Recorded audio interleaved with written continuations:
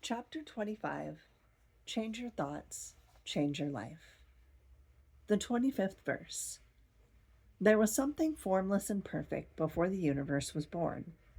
It is serene, empty, solitary, unchanging, infinite, eternally present. It is the mother of the universe. For lack of a better name, I call it the Tao.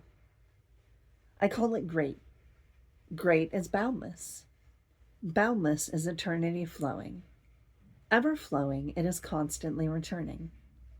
Therefore, the way is great. Heaven is great. Earth is great. People are great. Thus, to know humanity, understand earth. To know earth, understand heaven. To know heaven, understand the way. To know the way, understand the great within yourself. Living from greatness. Many of the scholars who have written about the Tao Te Ching over the centuries consider this 25th verse to be one of the most significant lessons in the entire manuscript. In my research, all the translations of this passage actually include the word great to describe it. This verse tells the story that even before the beginning, there existed something formless and perfect. It goes on to say that this formless perfection is the mother of the universe. Even though it's nameless, it's called the Tao, and it's synonymous with what is great. That is, there's nothing within the Tao that is the opposite of great. There's nothing that's puny, insignificant, weak, unimportant, or even average. The story appears to want the reader to realize there's a pure, timeless energy that's within everything on the planet and that remains uncontaminated by the solid appearance of form. The conclusion is a directive to the student, who is you, the reader. To know this formless perfection, you must understand the great within yourself. You're the central character in this wonderful saga. Since you're animated by the eternal Tao, this tale's message of greatness invites you to change the way you live and to see the life you're living change. You can begin to do so by examining thoughts and ideas that are inconsistent with this phenomenal observation made by Lao Tzu, which has been echoed by others throughout history.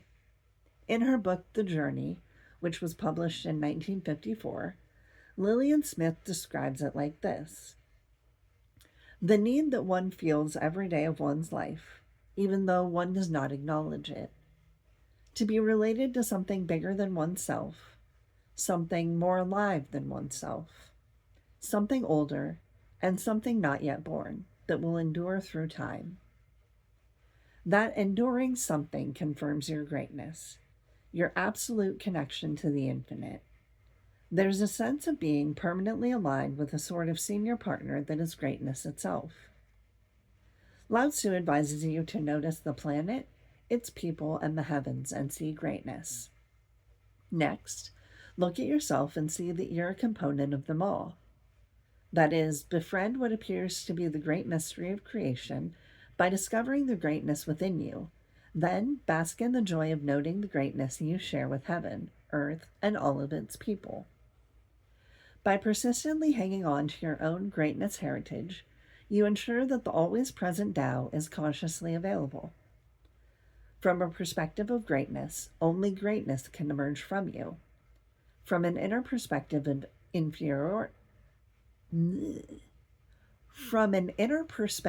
of inferiority, you can only attract events that align with those beliefs.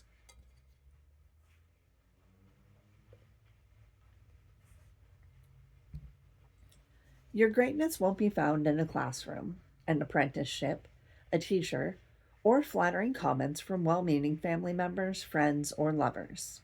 It is within you. It's crucial for you to become conscious of the greatness that constantly flows through you. To do so, meet it in meditative moments of gratitude and cease to be influenced by contrary points of view. In particular, watch and listen for the critical comments that originate from your own inner dialogue. When such thoughts emerge in your mind, let them tell you what they want. If you allow those not so great notions to speak, you'll always discover that what they really want is to feel good. Give them the time they need to trust that there's no payoff for their existence, and they will happily merge into the greatness within you. Accessing this quality allows you to participate in the greater whole, where the power of the Tao flows unimpeded by fearful self-judgment. Change the way you live by tapping into this greatness, and the life you're living will literally change.